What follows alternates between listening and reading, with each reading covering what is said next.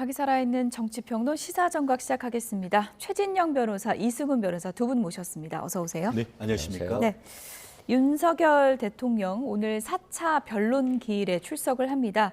지금 구치소 앞에 지지자들이 모여들고 있다고 하는데요. 현장 화면을 좀 보여주시면 좋을 것 같습니다. 3차 변론 기일에 출석할 때는 낮 12시 47분쯤 정문을 나섰는데요. 오늘은 몇 시 정도에 이 정문을 지나가게 될지 지금 관심이 집중되고 있는 상황입니다. 오늘도 법무부 호송차 타고 이동하게 되는 거겠죠? 그렇습니다. 예. 그게 법이고 그게 원칙이기 때문에 예. 기본적으로 이제 그 서울구치소는 법무부 교정국에서 관할을 하다 보니까 기본적으로 이제 설령 현직 대통령이라 한다 하더라도 특혜를 주는 것이 아니고 어떻게 보면은 법무부 호송차를 쓰는데 대신에 어쨌든 정지는 됐다 하더라도 대통령이면은 틀림없기 때문에 차 이동 자체는 법무부 호송 차량이지만 앞뒤로 청와대 그 대통령실 경호처에서 경호는 그대로 받는 그런 모습이고 그렇기 때문에 아마 그 지금 서울구치소에 있는 의왕에서 이 서울 중심부에 있는 지금 헌법재판소까지 그냥 보통차로 간다고 하면 1시간이 넘게 걸리겠습니다만 교통 통제와 함께 지금 전체적인 어떤 그 대통령의 안전을 보장한 취지에서 간다고 하면은 아마 30분이 채 걸리지 않은 상태에서 아마 도착하지 않을까 싶습니다. 그런 식으로 해서 아마 2시에 시작하니까 적어도 법정에는 2시가 되기 한 5분 내지 10분 전에는 도착하는 그런 예정으로 지금 내부적으로 계획한 것이 아닌가 생각합니다. 3차 변론기일 때 1시 10분쯤에 헌재에 도착했다고 하거든요. 이제 2시 시작이니까 상당히 좀 일찍 도착을 한 건데 오늘도 좀 일찍 가서 준비하는 그런 시간을 가질까요? 아마도 그럴 것 같습니다. 예. 구치소 내에서는 좀 불편한 부분이 많이 있죠. 근데 헌재에 갔을 경우에는 변호인들과 좀 더 편하게 만날 수 있는 가능성이 있고요. 또 저번에 헌법재판 때 봤듯이 머리라든가 이런 것들이 정리돼 있었거든요. 그건 아마 헌법재판소에 도착해서 그런 외모라든가 이런 전반적인 것들을 조금 가다 담았을 것 같고요. 그런 측면에서 오늘 또 조금 빨리 가셔서 본인의 어떤 모습들을 좀 잘 챙길 것 같습니다. 오늘이 이제 4차 변론 기일인 건데 오늘 변론 기일이 상당히 주목을 받는 이유가 이제 김용현 전 장관이 나오기 때문이잖아요. 서로 얼굴을 마주하게 되는 거예요? 어떻게 되는 거예요? 그럴 가능성이 매우 높고 예. 마땅히 그렇게 해야 된다라고 저는 봅니다. 실제 지금 그 윤석열 그 대통령은 이 사안에 대해서는 제가 가장 잘 압니다라고 했던 것은 앞으로 적극적으로 헌법재판에 임하고 경우에 따라서는 증인신문도 본인이 직접 하겠다라는 의지를 밝힌 것 같습니다. 마치 이재명 그 더불어민주당 대표께서 본인의 각종 형사 사건에 대해서 본인이 어떤 지휘 감독을 받던 유동규 그 전 본부장이라든가 이런 사람에 대해서 직접 피의자 신문을 하고 있지 않습니까? 아마 그런 모습이 헌법재판소에서 재현될 가능성이 높은데요.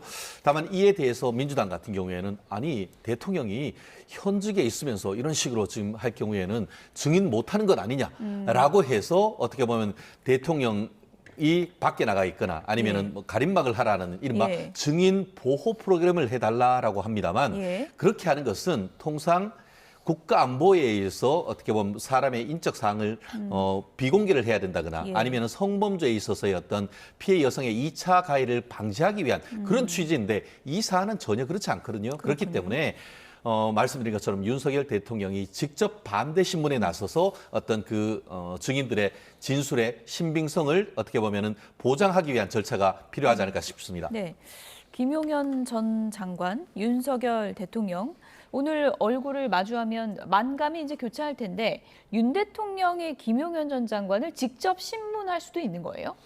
저는 충분히 가능하다고 봐요. 그렇군요. 만약에 윤석열 대통령이 질문이 많으면 많을수록 김용현 전 장관이 윤석열 대통령에게 불리한 말을 했을 가능성이 높아요.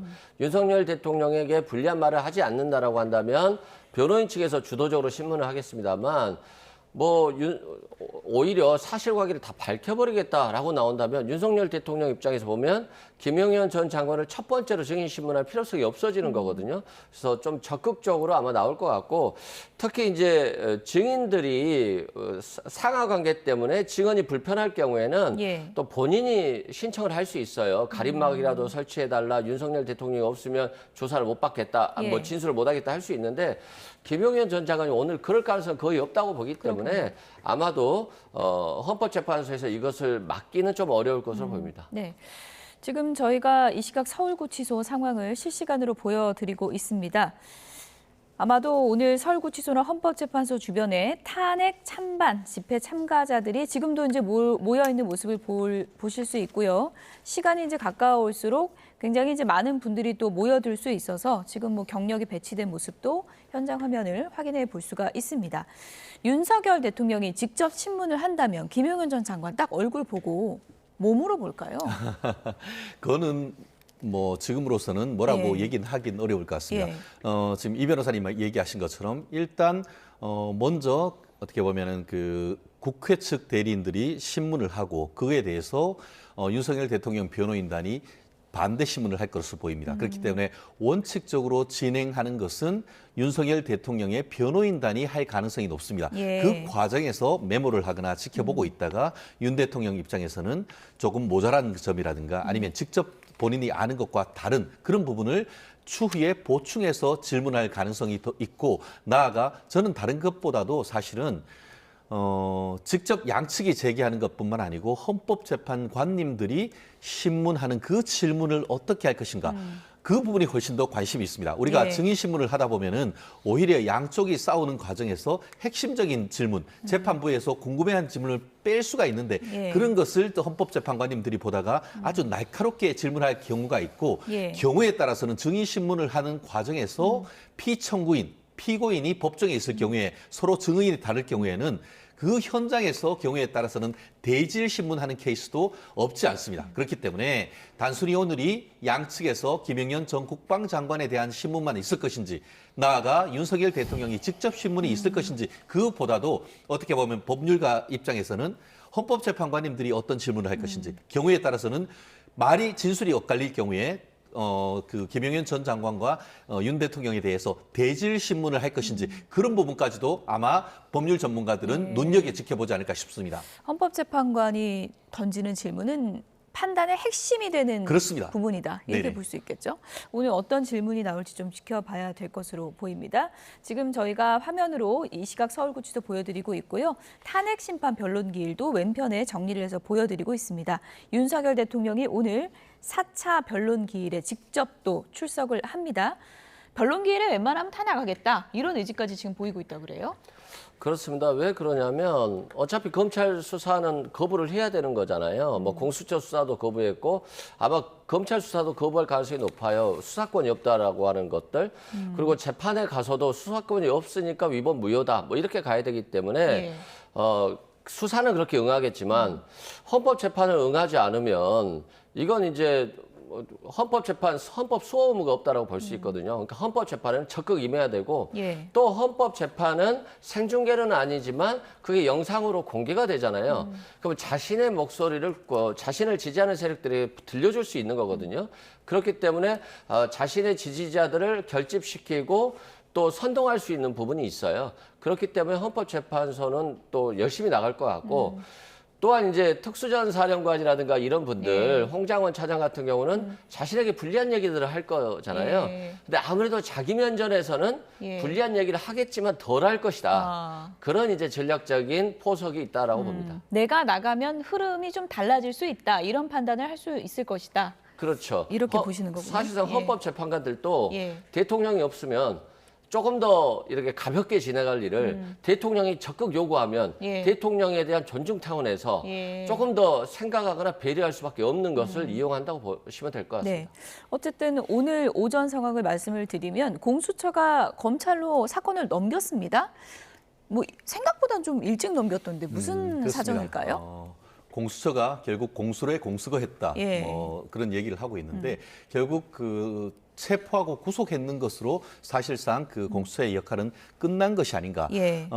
아시다시피 구체적으로 체포영장이나 구속영장에 의해서 구치소에서 안 나오는 사람들을 강제적으로 인치하는 케이스가 없지는 않지만 현직 대통령을 그렇게 하긴 사실은 어렵죠. 그러한 척한 것은 벌써 2번, 3번 했던 것이죠. 언론 보도를 보면은 엊그제 이제 헌법재판소에 그 대통령이 나가시고 그 사이에 돌아오면은 그 다시 한번 체포 인치를 하기 위해서 서울구치소에서 기다리고 있다라고 했는데 오늘 봤더니만 대통령이 헌법재판소에서 변호론을 마치고 인근에 있는 국군 수도병원에 가서 그 검진을 받는다는 것을 다 알고 있으면서도 마치 그것을 모르는 양 거기 가서 쇼를 했다는 그런 비판이 지금 나고 있지 않습니까? 뭐 보여주기식이냐 보여주기식 이런 그런 비판이 비판이 있다는 아주 거죠? 강하게 예. 있었는데 결국은 윤 대통령에 대해서는 첫 번째는 이미 조사를 했습니다. 그 이후에 계속 불러서 조사를 한다고 해도 실제로 설령 인치를 한다고 해도 진술 거부권이 할 것이 명확한 그런 상황 속에서 오늘 오전 11시 이제 언론 보도를 통해서 예. 이 사건을 검찰로 넘긴다는 그 보도를 했는데요. 저는 이 사건을 어디로 보내느냐. 사실 공수처 같은 경우에 처음에는 영장을 청구했던 서부지방법원으로 보내겠다고 그렇게 얘기를 했다가 얼마 전에는 이것을 대검으로 보낸다라는 그런 얘기가 있다가 결국은 법에 정한 대로 공수처법의 그 32조에 정한 대로 서울중앙지방검찰청으로 이 사건을 보냈습니다. 예. 결국 법대로 하지 않고 꼼수를 쓰다가 결국 스타일만 구겼는 그런 결과가 돼버리는 것인데 말씀드린 것처럼 바쁠수록 돌아가고 대통령에 대한 이런 것을 할수록 법대로 원칙대로 해야 된다는 것. 그렇기 때문에 이제 서울중앙지방검찰청으로 갔다고 하면은 그때부터는 검찰청에서도 법대로 하려고 하는 그런 노력을 하지 않을까 싶습니다. 지금 화면으로 3차 출석 당시에 윤석열 대통령의 모습도 보여드리고 있습니다. 당시 뭐 빨간색 넥타이를 맨 것을 두고도 여러 가지 정치적 해석이 나왔었는데 오늘은 또 어떤 선택을 할지 좀 지켜봐야 될 것 같고요. 여러 가지 예측이 있겠지만 윤석열 대통령 측에서 검찰로 이제 사건이 넘어왔기 때문에 검찰 수사에는 방문 조사의 경우에는 응할 수도 있다. 뭐 이런 내용의 보도도 나오고 있거든요. 가능성을 어떻게 보세요? 저는 현 상황 속에서 검찰이 어떤 선택을 할지가 향후에 윤 대통령에 대한 수사 절차, 재판 절차에 상당히 큰 영향을 미칠 가능성이 있다고 봅니다. 아시다시피 제가 봤을 때 세 가지 옵션이 있는데 하나는 직접 윤석열 대통령을 소환해서 조사할 가능성 하나. 그런 다음에 기소하는 것. 두 번째는 공수처에서 지금 다 조사를 했다고 하니까 우리는 기소하는 것. 그래서 공소 제기해서 공소 유지하는 것 책무가 있기 때문에 바로 공소할 가능성이 있고 예. 더불어서 마지막 여전히 남아있는 가능성은 뭐냐면은 검찰도 이른바 검수완박에 따라서 내란죄에 대한 수사권이 없습니다. 그러면 내란죄 수사권은 어디 있죠? 경찰에 있죠? 경찰에 있습니다. 예. 그렇기 때문에 이 사건을 경찰로 보내서 경찰이 조사한 다음에 받아서 기소하는 방법도 있습니다. 다만 현실적으로 지금 봤을 때는 검찰이 직접 대통령을 소환해서 조사한 다음에 기소할 가능성이 높다라고 보는데 말씀드린 것처럼 어떤 선택을 할지 아직 밝혀진 바가 없습니다. 아마 이제 구속 기간이 10여일 남아 있기 때문에 그 기간 내에 어떤 결정을 할 것인데 예. 말씀드린 것처럼 오늘 언론 보도를 보면은 청주지방법원 원장이 대법원 본인들 인트라넷에 이번에 공수처에서 수사했는 내용을 검찰에 온다 하더라도 검찰은 그것을 무시하고 새로이 수사를 한다라고 얘기를 한다고 하는데 예. 그렇다고 하면은 그와 같은 수사권이 없는데 영장을 발부해준 법원 우리는 문제가 없는가라는 그런 문제의식을 제기를 했습니다. 그렇기 때문에 말씀드린 것처럼 향후에는 이런 대통령에 대한 수사와 재판을 하면서 법적 절차에 논란이 없는 방법을 찾는 그것이 어떻게 보면은 대한민국 법치 질서를 회복하는 지름길이라고 봅니다. 예. 검찰이 이제 사건 넘겨받자마자 오늘 강제 수사 들어갔는데 국방부 조사본부를 압수수색하고 있다 이런 속보가 들어왔습니다. 체포조 의혹 관련해서 압수수색하는 것 같은데 이 강제 수사는 뭐 어떤 의미가 있는 걸까요? 그런 거죠. 예. 예를 들어서 경찰에게도 체포조를 도와줘라라고 했다라고 한다면 국방부 조사본부 쪽에도 체포조를 신문할 수 있는 것들을 준비해라 이렇게 했을 수 있고 그래서 국방부 조사본부 내에서도 대통령이나 국방부 장관의 지시를 받았을 사람들이 있을 수 있거든요. 그리고 관련 자료가 충분히 있을 수 있기 때문에 결국 범죄 혐의를 수사하기 위해서 압수수색했다라고 보시면 될 것 같고요. 지금 이게 참 어려운 형국인 게 공수처는 수사권이 없다. 예. 그리고 검찰도 수사권이 없다. 그러면 특검하자고 해야 되는 거 아닙니까? 저는 애초부터 경찰이든 검찰이든 공수처든 다 수사를 해라. 예. 그리고 특검이 되면 특검에서 수사권을 이어받으면 법적인 논란이 전혀 없다라고 했는데 국민의힘이나 대통령은 공수처도 수사권이 없고 검찰도 수사권이 없다. 근데 특검은 안 하겠다. 그러면 최대한 위법적인 요소를 만들거나 예. 또는 위법적인 요소를 가지고 이걸 선전선동하기 위한 전략을 쓰고 있거든요. 근데 이게 참 어려운 대목인 것 같고요. 그래서 대통령도 어차피 이 내란 행위가 합헌합법적이라고 주장을 하더라도 법원에서 받아들여줄 여지가 없기 때문에 절차적인 하자. 공수처의 수사권이 없다, 검찰의 수사권이 없다. 이 방향으로 계속 갈 가능성이 높기 때문에 향후 검찰 수사에도 적극적으로 임할 가능성은 뭐 거의 없다고 보여집니다. 네. 지금 뭐 3차 변론기일 출석했을 당시에 윤석열 대통령 모습을 이제 보여드리고 있고요. 3차 변론기일에서 재판관들의 핵심적인 질문에 대해서 윤석열 대통령의 답변이 이제 나왔습니다. 그 중에 하나가 바로 국회의원들 끌어내라 지시했느냐라는 질문이었는데 윤 대통령이 그런 적이 없다라고 했는데 국회에서 그 답변에 반하는 증언들이 계속 나왔어요. 홍장원 차장이라든지 그건 어떻게 보세요? 그렇습니다. 그렇기 때문에 이 사안에 대해서는 어떻게 보면 일방적인 진술이나 주장이 아니고 법정에서 양측이 어떻게 보면 질문을 하면서 반대 신문권을 보장을 통해서 실체적 진실을 밝힐 필요가 있는 것이죠. 말씀드린 것처럼 탄핵 절차는 그 헌법재판소법에 따를 때 형사소송법 절차를 준용하도록 돼 있습니다. 예. 그리고 형사소송법 절차에서 피의자, 피고인, 나아가 탄핵 절차에서 피청구인에게 보호하는 적법 절차의 가장 핵심은 반대 신문권 보장입니다. 말씀하신 것처럼 국회에서 민주당으로 주도하고 있는 현재 어떻게 보면 국정조사와 관련해서 나와서 진술을 했는 부분이 있지만 그 부분과 관련해 가지고는 어떻게 보면 반대 신문권이 보장이 안 된 것이죠. 예. 결국 그와 같은 진술이 헌법재판소에서 피청구단 그러니까 윤 대통령 측의 변호인단이 질문을 통해서 반박할 수 있는 기회가 주어졌음에도 불구하고 그와 같은 진술을 그대로 유지를 한다면은 윤석열 대통령은 거꾸로 거짓말을 하게 되는 것이죠. 그렇기 때문에 그것이 국회에서 얘기했는 어떤 정치적인 것보다 사법부가라고 할 수 있는 법정에서 진술을 했을 때에 그에 대한 헌법재판소가 증거 능력을 가지고 판단할 수 있기 때문에 예. 그런 부분이 중요한 겁니다. 결국 일방적인 진술보다는 윤 대통령에게 뭐 실체적 진실이 밝혀지면 그에 따라서 탄핵과 형사 절차는 책임을 져야 되는 것이죠. 그렇지만 본인이 그게 아니라고 하기 때문에 아닌지 여부를 밝히기 위한 절차로서의 어떤 반대 신문권 보장 그것이 오늘 절차의 핵심이라고 저는 법조인으로서 말씀드립니다. 곽종훈 전 특수사령관은 윤석열 대통령이 끄집어내라고 지시했다. 분명한 사실이다. 이렇게 이제 증언을 하고 있는 상황인데 어떻습니까? 그럼 헌재에서 이렇게 윤 대통령을 마주한 상황에서 이런 좀 공방이 오갈까요? 어떤 상황을 예측해 볼 수 있는 겁니까? 저는 충분히 공방이 오갈 거라고 봐요. 예. 왜 그러냐면 어차피 윤석열 대통령은 내란죄이기 때문에 사형 아니면 잠시만요. 무기밖에. 지금 예. 법무부 호송차가 구치소 정문을 지나고 있습니다. 윤석열 대통령이 오늘 4차 변론기일에 출석하기 위해서 지금 구치소를 나서고 있는 것으로 보입니다. 구치소에서 헌법재판소까지는 앞서 3차 변론기일 당시 24분 정도가 걸렸는데요. 오늘도 그 정도 비슷한 시간이 걸릴 것으로 보입니다. 지금 차량 행렬을 보고 계신데요.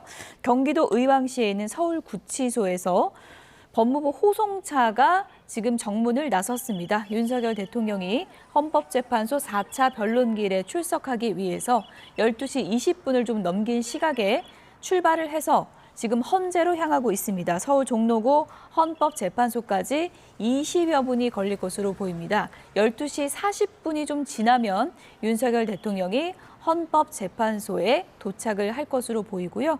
오늘 4차 변론기일은 오후 2시부터 시작이 됩니다. 윤 대통령이 1시 전에 지금 예상대로라면 도착을 해서 4차 변론기일을 준비할 것으로 보입니다. 3차 변론기일보다 오늘 조금 더 일찍 좀 출발을 했거든요. 준비할 게 좀 많다 이렇게 봐야 될까요? 그럴 수 있지 않을까 예. 싶습니다. 아시다시피 그 3차 변론기일 같은 경우에는 피청구인단 윤석열 대통령 측의 어떤 증거 신청 이런 부분이 있기 때문에 그 절차에서의 윤 대통령이 할 내용이 그렇게 많지는 않았을 겁니다. 하지만 오늘 같은 경우에는 증인신문이 예상되어 있고 증인신문을 함에 있어가지고는 실질적으로 증인신문 사항에 대한 반대 신문 사항을 아주 꼼꼼히 변호인단에서 준비를 했었을 겁니다. 하지만 그와 관련해서 증인신문을 어떤 식으로 하고 그에 대한 어떤 반박을 할지에 대해서는 피청구인 남 변호인이 윤석열 대통령과 협의해야 될 시간이 충분히 좀 필요하지 않을까 싶습니다. 실질적으로 우리가 그 변호사로서 증인신문에 대응하기 위해서는 보면은 몇 번 만나서 주신문 사항에 대해서 일일이 다 변호인이 정리하고 그것을 당사자가 아는 한 사실관계를 정리하고 하는데 상당히 긴 시간이 걸립니다. 그렇군요. 그런데 이번 같은 경우에는 네. 윤 대통령이 구속돼 있기 때문에 그러한 절차를 진행하는데 상당한 제한이 있는 것이죠. 그렇기 때문에 구속만 되면은 피의자의 방어권 보장이 상당히 어려워지는 것이거든요. 그러다 보니까 오늘은 전보다 조금 더 일찍 도착을 해서 변호인과 지금 전 국방장관에 대한 반대 신문사항 이런 부분에 대한 조금 더 사전 협의 이런 부분을 하기 위해서 아마 제 어떤 실무적 감각으로는 조금 더 일찍 출발한 것이 아닌가 추측을 해봅니다. 네.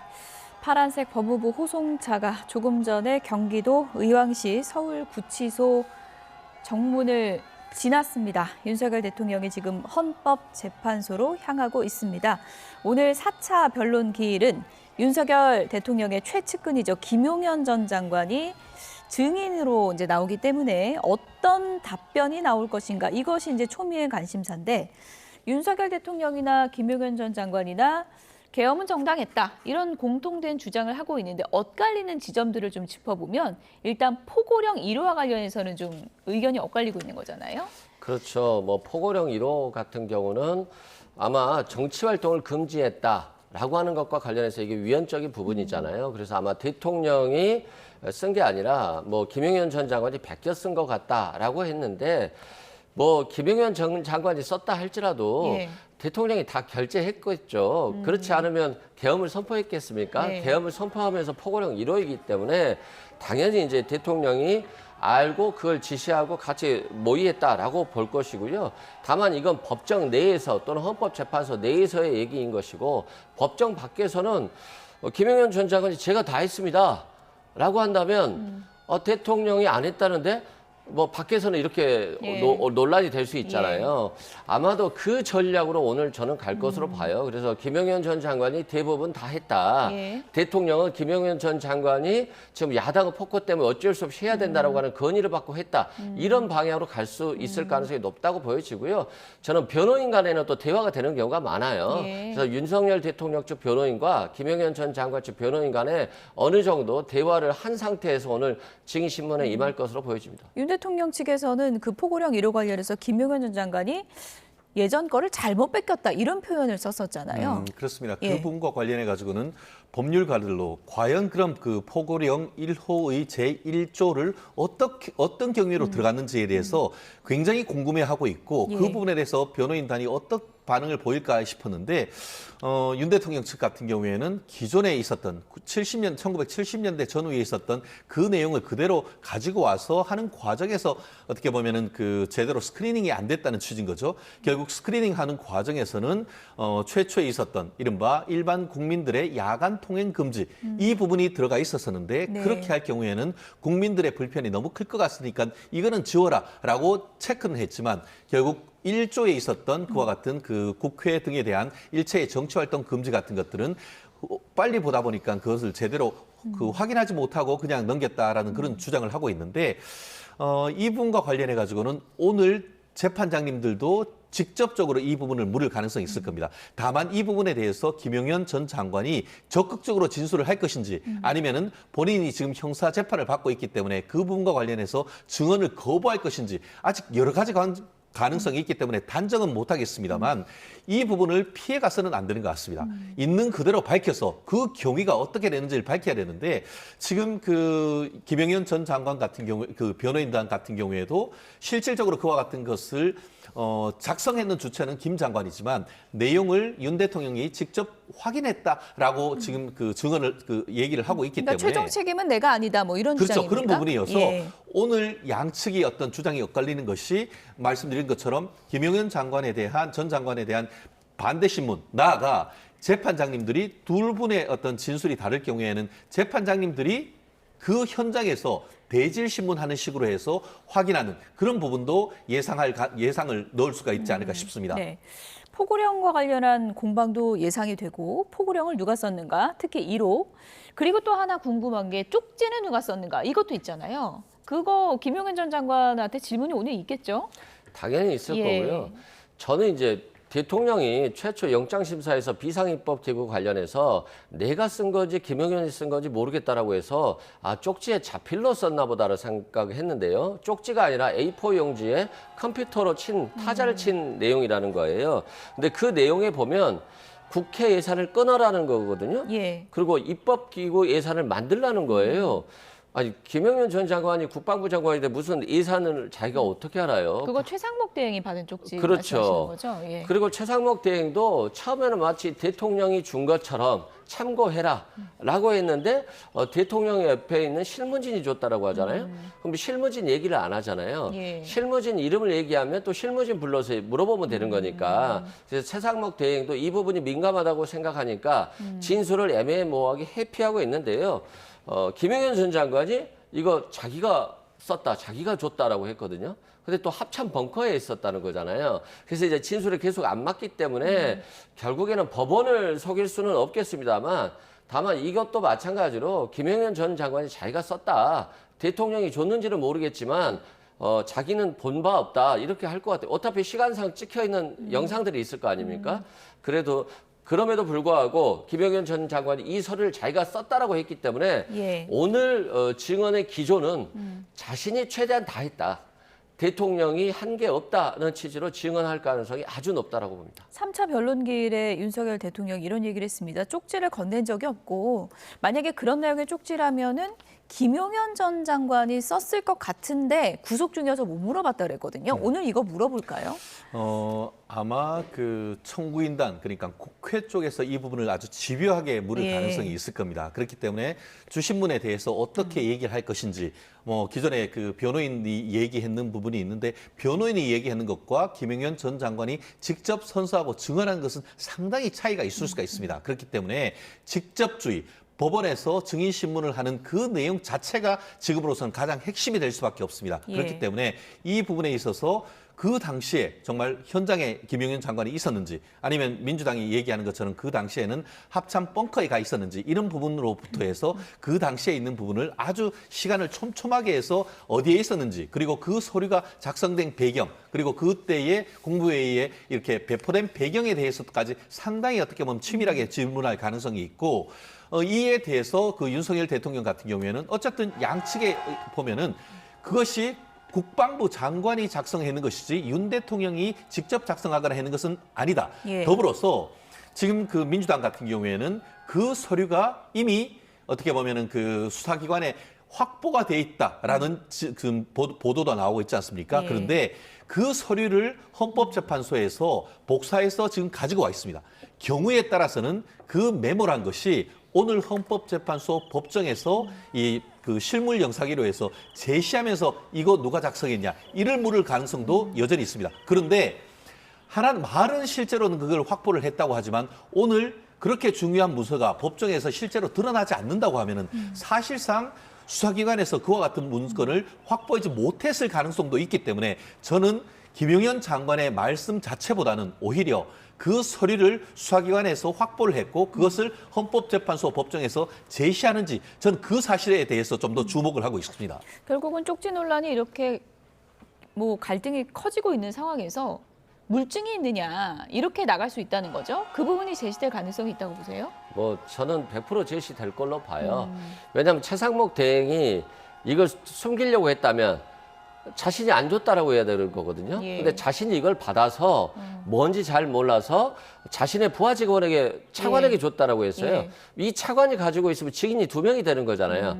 이 차관은 당연히 검찰에 제출했겠죠. 그리고 마치 이건 받았지만 예. 황당해서 이행하지 않았다거나 또는 내용을 보고 있지 않았습니다라고 해야 될 거 아니겠습니까? 그렇지 않다고 한다면 아니면 내란의 공범으로 몰릴 수 있기 때문에 최상목 부총리가 권한 대행이 자신에게 불편한 부분에 대해서는 사실상 공개했을 가능성이 높고요. 국회 입법기구가 왜 중요하냐면 결국에는 국회의 예산을 끊어버려가지고 국회를 없애고 국회를 대체할 헌법기관을 만드는 거잖아요. 예. 계엄 해제 요구는 일시적으로 국회의 권한을 정지시키는 거지만 국회 입법 비규는 영원히 정지시키는 거거든요. 그래서 국헌 문란 목적에 너무나도 입증이 잘 되는 것이기 때문에 이 부분은 어쩔 수 없이 뭐 국민들이 거짓말이라고 생각할지라도 예. 어쩔 수 없이 거짓말을 할 수밖에 없을 것이다라고 생각됩니다. 네. 어쨌든 이 쪽지 논란과 관련해서 오늘 윤석열 대통령의 주장 플러스 김용현 전 장관이 함께 출석을 하기 때문에 좀 진전된 얘기가 나오지 않을까 그런 예측을 해보는데 조태열 외교부 장관도 나도 쪽지 받았다 그랬잖아요. 그래서 지금 이게 같은 쪽지인지 다른 쪽지인지 이런 얘기들도 좀 나오고 있습니다. 그렇습니다. 뭐 조태열 장관 같은 경우에는 밑에 쪽수가 뭐 8쪽이다 이렇게 예. 적혀 있다라는 그런 얘기까지 해서 상당히 어떻게 보면은 신빙성이 있어 보이는 한마디로 본인이 직접 경험하지 않으면은 알 수 없을 듯한 그런 말씀을 하고 있는 것이죠. 다만 지금 어떻게 보면 김영현 지금 조태열 외교장관의 말씀이 다르고 예. 지금 최상목 권한대행의 말씀이 다르고 더불어서 어떻게 보면 국무총리 한덕수 국무총리의 말씀이 지금 서로 다 다른 그런 상황을 지금 있기 때문에 오히려 그런 분들의 어떤 편파적인 얘기보다는 어떻게 보면 파편적인 얘기보다는 지금 말씀드린 것처럼 국회보다 그분들도 헌법재판소 법정에 나올 가능성이 상당히 높습니다. 그러면은 예. 법정에서 선서하고 양측의 증언을 통해 가지고 반대 신문을 통해서 탄핵된 그 내용. 그 결과를 우리는 믿는 것이 맞기 때문에 현재는 조태열 장관 물론 저 말씀의 신빙성은 믿습니다만 그 또한 법정에서 선서하고 증언했을 때 그러한 증거를 가지고 대통령에 대한 탄핵 여부를 결정하는 것이 맞지 예. 현재로서는 어떤 사실에 대해서 단정하기는 이르지 않나 생각을 합니다. 지금 뭐 탄핵 심판이 굉장히 이제 일자가 잡힌 것만 보면 굉장히 이제 속도를 내고 있는데 어떻습니까? 증인 신청은 이미 양쪽이 다 완료가 된 건가요? 네, 아마 일부 증인에 대해서는 헌법재판소에서 인용 여부를 아직은 결정하지는 않은 것 같아요. 예. 이제 그것까지도 결정이 된다라고 한다면 헌법재판 일정은 정해질 것으로 보여지고요. 헌법재판 일정도 조금은 지연될 것으로 봐요. 대통령이 직접 나와서 적극적으로 방어하고 있는 상황에서 헌법재판소가 부당하다고 바로 기각하기는 조금 어려운 측면이 있어서 헌법재판 시간은 좀 늘어날 것 같고요.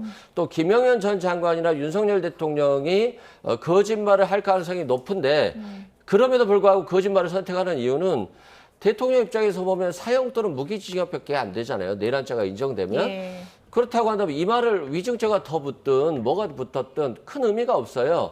그렇다고 한다면 정권 재창출을 통해서 사면을 받는 것? 그게 이제 가장 오히려 더 큰 선택지이기 때문에 김영현 전 장관과 윤석열 대통령이 의견을 맞춰서 오늘 증언에 임할 가능성이 아주 높다라고 보여집니다. 네, 지금 윤석열 대통령 이 탑승한 호송차가 지금 막 지나가고 있는 모습을 보여드리고 있습니다. 12시 23분에 경기도 의왕시 서울구치소를 출발했고요. 지금 서울 종로구 헌법재판소로 이동하고 있습니다.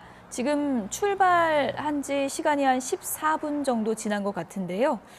이제 잠시 뒤면 종로구 헌재 앞에 이 호송 차량이 도착할 것으로 보입니다.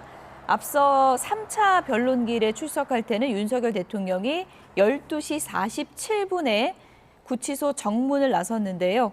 오늘 같은 경우에는 20분 더 일찍 구치소를 출발해서 지금 헌법재판소로 향하고 있는 상황입니다. 이승훈 변호사 같은 경우에 이제 윤석열 대통령이 이제 직접 나와서 적극적으로 이제 변론을 하고 증인 신청을 할 경우 뭐 이 탄핵 심판 일정이 조금 좀 길어질 수 있다 이렇게도 말씀을 하셨는데 어떻게 보세요? 저 또한 그 의견에 공감을 하는데요. 근데 아무리 길어진다 하더라도 헌법재판소법은 180일 한마디로 6개월로 딱 정해 놨습니다. 예. 그리고 나아가 지금 민주당 같은 경우에는 실질적으로 처음에는 거의 20명 가까운 증인을 신청을 했다가 내란과 관련되는 사유를 몽창 철회한다라고 하면서 증인도 대부분 철회했는 것으로 알고 있습니다.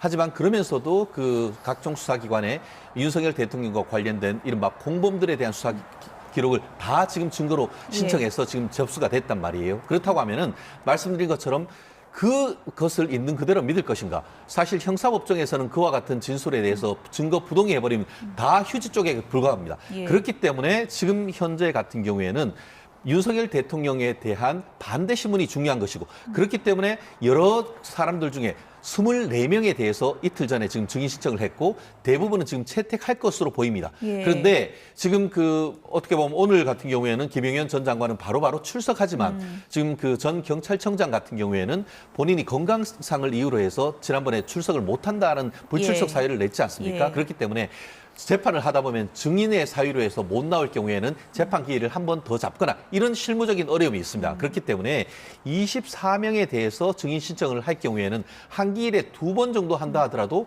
사실상 10번 이상의 재판 예. 기일이 진행이 되지 않을까 싶습니다. 네. 지금 실시간으로 윤석열 대통령 이동 모습을 보여드리고 있습니다. 구치소를 12시 23분에 출발해서 지금 막 한남로를 지나고 있는 모습입니다. 조금 전에 경부고속도로 지나는 모습 보여드렸는데요. 지금은 이 호송 차량이 지금 경호처 차량이 여러 대가 이제 둘러싸여 있는 모습이고요. 호송 차량이 한남로를 막 지나고 있습니다. 한남로 지나고 있는 거 보니까 좀 곧 도착을 할 것 같죠? 그렇습니다. 지금 저 위에 지금 보이는 위에 보이는 육교 같은 경우에는 예. 아마 대통령 동관 앞쯤 되지 않을까 싶은데요. 예. 조금 지나면은 바로 남산 1호 터널로 지금 지나고 남산 1호 저쪽에 터널 이제 지나면 관저 있는 맞습니다. 쪽이죠? 대통령 예. 관저 앞을 지나면서 아마 윤 대통령의 마음이 좀 어떻게 보면 어떤 마음일까 궁금하기도 한데요. 조만간 예. 남산 1호 터널로 진입하고 예. 그것만 넘어서면은 바로 북촌 쪽으로 가서 어떻게 보면은 헌법재판소에 도착하기 때문에 예. 길어도 10분 내에는 헌법재판소에 도착하지 않을까 예측합니다. 저희가 실시간으로 지금 이동 모습을 CCTV를 통해서 이제 보여드렸는데요. 조금 전에 화면 보여드리는 과정에서 좀 화면이 고르지 못했던 점 사과드리겠습니다. 저희가 이동 모습을 좀 실시간으로 보여드리다 보니까 화면이 좀 고르지 못한 측면이 있는 점 양해 부탁을 드리겠습니다. 지금 관저 있는 한남로 쪽 이제 지나서 이동하고 있기 때문에 40분 좀 지나서 이제 곧 헌재 쪽에 이제 윤석열 대통령이 도착을 할 것으로 보입니다. 어쨌든 내가 헌재 탄핵 심판에는 매번 가겠다 이런 의지를 보이고 있는 윤석열 대통령인데 본인이 이제 본인의 주장을 이렇게 헌재에 나가서 밝히는 것, 시간차가 있지만 어쨌든 언론에 대대적으로 보도가 되고 이런 측면을 좀 이용하는 것도 있을까요? 그렇죠. 예.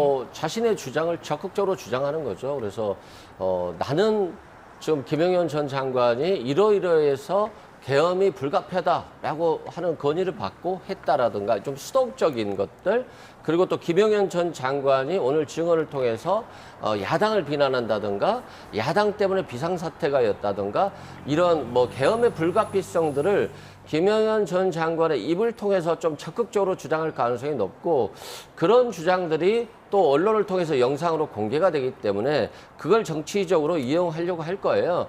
그렇기 때문에 국회 소추단 같은 경우는 이런 부분에 대해서 휘말리면 안 될 것 같아요. 정치적으로 이용당할 수 있기 때문에 이게 탄핵이 계엄이 잘못됐고 잘 됐고 정당성 부분보다는 선전성동 측면에서 더 적극적으로 할 것이기 때문에 조금 이런 의도를 잘 파악한 상태에서 질문을 하고 또 재질문을 하는 것들이 맞을 것 같다, 이런 생각이 듭니다. 네, 윤석열 대통령이 구치소를 출발한 지 지금 20분이 지났습니다.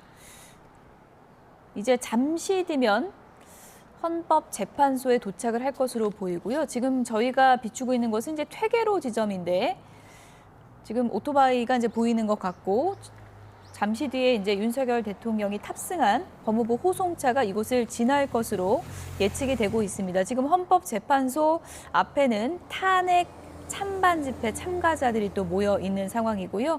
지금 오는 것 같습니다. 지금 퇴계로를 지나고 있습니다. 윤석열 대통령이 탑승하고 있는 호송차, 경호처 차량들이 지금 겹겹이 에워싸고 있는 모습을 볼 수 있고요.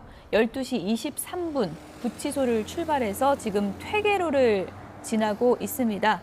지금 출발한 지 21분 정도가 지났기 때문에 이제 잠시 뒤면 헌법재판소에 도착을 할 것으로 보입니다.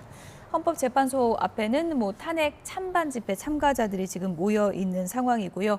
오늘은 김용현 전 장관도 증인 신문을 위해서 출석하기 때문에 어느 때보다 계엄 사태와 관련해서 여러 가지 치열한 공방이 있지 않을까 그런 예상도 나오고 있습니다. 김용현 전 장관하고 윤석열 대통령은 어쨌든 지금까지 나온 진술로는 계엄은 정당하다 이런 주장을 하고 있지만 포고령 1호 등과 관련해서는 또 엇갈린 얘기가 나와서 오늘 나오는 내용들이 과연 뭐 각자 도생을 위한 전략일지 아니면 뭐 좀 합치된 진술이 나올지 이 부분도 관심사인 것 같아요. 그렇습니다. 예.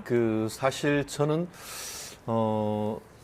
적극적으로 지금 김용현 전 장관이 그 증언을 할 것인지 아니면은 본인이 형사 사건이 있기 때문에 여기에서의 어떤 진술 자체가 본인의 형사 사건에 불리하게 어떤 영향을 미친다라는 취지로 해서 일체 증언을 거부할지 아니면은 일체 증언은 거부하지 않고 선서는 하지만 일부 어떤 그 질문에 대해서 구체적 문항 하나마다 증언을 거부할 수 있는 그런 여러 가지 어떻게 보면 소송 전략이 있습니다. 다만 그런 식으로 지금 증언 거부를 할 경우에는 뭔가 숨기려고 하고 또 뭔가 떳떳하지 못하다는 그런 느낌을 사실상 줄 수가 있습니다. 그리고 또 본인이 이미 검찰에 가서 어떻게 보면 조사하면서 진술했던 내용도 있고 하기 때문에 지금 현재의 어떤 기존의 어떤 진술과 다른 그 증언을 할 경우에는 제가 만약에 양측 어느 측이든 어떤 변호인이라고 하면은 아니 예전에는 이렇게 얘기를 했는데 왜 이렇게 얘기를 하죠 하면서 진술의 차이 같은 것도 물을 수 있는 그런 가능성이 있습니다. 그렇기 때문에 오늘은 어쨌든 뭐 꼼수를 쓸 것이 아니고 정면 승부 한마디로 있는 그대로 재판부 앞에서 증언하는 그런 것이 살 길인 것이고 그것이 역사 앞에 떳떳한 길이라고 생각합니다. 다만 그 선택은 오롯이 어떻게 보면 김용현 전 장관의 선택이다 그렇게 봅니다. 네, 한남을 지나서 퇴계로를 지나서 지금 호송차가 시청 앞까지 지나가고 있습니다. 이제 가까워지고 있습니다. 헌재에 곧 도착을 할 것으로 보입니다. 윤석열 대통령이 이렇게 헌재에 출석하는 것이 지금 뭐 안국역 모습인데요. 안국역에 도착을 했습니다. 이제 헌재에 거의 지금 도착을 하는 모습을 볼 수가 있습니다. 지금이 46분이니까 23분 정도가 걸렸네요. 46분에 대통령이 탑승한 호송차가 안국역을 지금 지나고 있는 모습입니다. 23분 정도 걸려서 도착을 했습니다. 윤석열 대통령이 이렇게 헌재 심판에 계속 출석을 하는 것이 지지층 결집을 위해서다라는 이제 얘기가 많이 나오고 있는데 뭐 저희가 여론조사 수치를 구체적으로 언급할 수는 없습니다만 최근에 국민의힘 지지율 상승이 윤 대통령이 이런 의지를 더 키우는 그런 뭐 역할을 한 게 아니냐 이런 분석도 있습니다. 분명히 그런 작용을 한 것 같아요. 자신이 이제 허망한 어떤 계엄이라고 하는 선택을 했고 그렇기 때문에 자신이 탄핵될 거라고 또 유죄 판결을 될 거라고 예상을 하고 체포 당시에도 뭐 더 대통령 하면 뭐하냐 2년 6개월 하면 됐지. 네, 잠시만요. 지금 호송 차량이 헌재에 도착을 했습니다. 지금 지하 주차장으로 이제 곧바로 내려가는 것 같고요. 지금 뭐 윤석열 대통령의 모습은 이제 헌재에 이제 들어가서 출석을 한 이후 이제 헌재 그 변론기일이 이제 끝나야 이제 볼 수가 있는 거겠죠. 이제 그렇습니다. 예, 윤 대통령의 모습은 잠시 뒤에 이제 들어오는 화면을 통해 확인해 볼 수 있을 것 같고요. 지금 화면으로 보신 것처럼 헌법재판소에 윤석열 대통령이 도착을 했습니다. 도착해서 지금 지하 주차장을 통해서 내려가는 모습을 확인해 볼 수가 있습니다. 변론이 이제 2시 시작이니까 일정이 지금 시간이 1시간여 남은 그런 상황입니다. 이제 도착을 해서 오늘 출석 전에 여러 가지 이제 변호인들과 여러 준비를 할 것으로 보입니다. 이때 변호인들하고는 보통 어떤 얘기를 하게 되나요? 아마 뭐 이미 준비는 다 됐을 것 같고요. 예. 마저 못했던 것들 이 부분은 좀 어떻게 했으면 좋겠습니까? 뭐 이 부분은 어떻게 예상하십니까?라고 하는 전체적인 소송 전략과 간략한 어떤 놓쳤던 부분 그 부분에 대해서 얘기를 나눌 것 같고요. 또 재판에 임하려면 또 좀 마음의 여유가 필요하기 때문에 또 마음적인 여유를 가지고 준비할 것 같고요. 또 헌재 재판정에 들어가면 또 김용현 측 변호인도 와 있을 수 있기 때문에 어느 정도 어떤 교감이 있을 수 있다라고 생각됩니다. 김용현 전 장관 측 변호인하고 윤석열 대통령 측 변호인단하고 좀 신경전이 있을까요? 아니면 좀 어떨까요? 그거를 뭐라고 단정할 수는 예. 없죠. 그런데 오늘은 예. 김용현 변호인 단이 오는 자리가 아닙니다. 그렇군요. 그렇잖아요. 예. 김용현 변호인이 변론을 하러 나온 것이 아니고 김용현 전 장관은 증언을 하러 나왔기 때문에 거기에 변호인이 같이 올 가능성은 거의 제로에 가깝죠. 증인 나오는데 변호사가 왜 옵니까? 그렇기 때문에 그럴 가능성은 제로인 것이고 다만 일반 형사법정이라고 한다고 하면은 거기에 구속된 피고인과 이 변호인들이 같이 모여서 잠깐 얘기할 수 있는 그런 공간이 있습니다만 과연 헌법재판소 이 법정에서 윤석열 대통령과 변호인단이 같이 모여서 얘기할 수 있는 장소가 있을지에 대해서도 좀 조금 그 걱정 내지 의문이 드는데요. 예. 보통은 그 법원 같은 경우에는 변론 준비실이 있기 때문에 그런 케이스에서 옆에 들어가서 어떤 얘기를 하도록 할 수 있습니다. 다만 이 케이스 같은 경우에도 옆에 어떻게 보면 그 교도관들이 지켜보면서 있어야 되고 결국 보이긴 하지만 들리지는 않는 정도의 거리에서 어떻게 보면 교도도 하면서 또 변호인들과 만남을 해야 되기 때문에 아마 실무적 어려움이 상당히 있을 것으로 좀 예상합니다. 그렇기 때문에 어떤 식으로 해서 지금 현재의 반대 신문을 하기 위해서 변호인들과 윤 대통령이 얘기를 할 수 있을지도 실무적으로 현장에서 어떻게 될지 저도 굉장히 궁금합니다. 그럼에도 불구하고 분명히 어떻게 보면 문을 열어놓고 한다 하더라도 윤 대통령과 어떻게 보면 변호인단이 이 변론 준비를 위해서 할 시간과 장소적 공간은 어떤 식으로든 제공되고 있지 않을까 예측을 해봅니다. 네.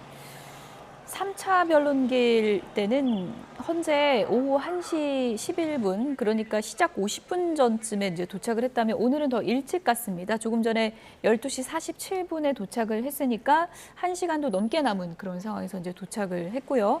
윤석열 대통령이 이제 들어가서 좀 준비를 하고 변호인단하고 또 대화를 좀 하고 헌재 심판정의 모습을 잠시 뒤에 좀 드러낼 것으로 예상이 되고 있습니다. 윤석열 대통령도 헌재 심판에 이제 출석을 한 뒤에 3차 변론길 같은 경우에는 병원에 들러서 끝나고 안과 진료를 이제 받기도 했는데 오늘은 이제 병원에 들르지는 않을 것으로 이제 파악이 됐고요. 앞으로 이제 수사의 이제 변수라면은 검찰로 넘어갔기 때문에 이제 검찰이 키를 쥐고 이제 수사를 하게 될 텐데 공수처가 생각보다 좀 일찍 넘겼다 이런 얘기들이 많잖아요. 지금 1차 수사 기간도 끝나기 전에 넘겼으니까요. 그게 뭐 어떤 내막이 있다고 보십니까? 당연히 넘겼어야죠. 왜 그러냐면 강제 구인이라고 하는 것은 말 그대로 강제로 구인하는 것인데 대통령께 수사에 적극적으로 임해 주십시오라고 하는 부탁을 한다고 한다면 사실상 강제 구인 의사가 없는 거 아니겠어요? 그리고 구속기간이라고 하는 것은 20일로 제한되기 때문에 결국 기소할 수 있는 권한이 없는 공수처가 계속해서 끌고 있는다라고 하는 건 대통령에게 수사를 못하게 시간을 벌어주는 것과 같은 결과를 초래할 수 있거든요. 예. 그래서 차라리 검찰에 빨리 넘겨라. 그게 맞다라고 주장을 했었는데 아마 공수처도 그런 현실적인 부분들을 인식하고 자신의 조직이 좀 무서워 보이는 걸 막기 위해서 계속 가지고 있으려고 했습니다만 계속 가지고 있는 것 자체가 정말 더 없어 보이는 거죠. 그런 측면에서 빨리 신속하게 넘기기로 했다라고 보면 될 것 같습니다. 네. 이제 오후 2시부터 4차 변론길이 시작됩니다. 지금 보신 것처럼 윤석열 대통령은 헌법재판소에 도착을 했고요. 오늘 김용현 전 장관이 이 탄핵 심판의 핵심 쟁점들에 대해서 어떤 전략을 갖고 나올지 지켜봐야 할 것 같습니다. 지금까지 최진영 변호사, 이승훈 변호사와 얘기 나눠봤습니다. 고맙습니다. 감사합니다.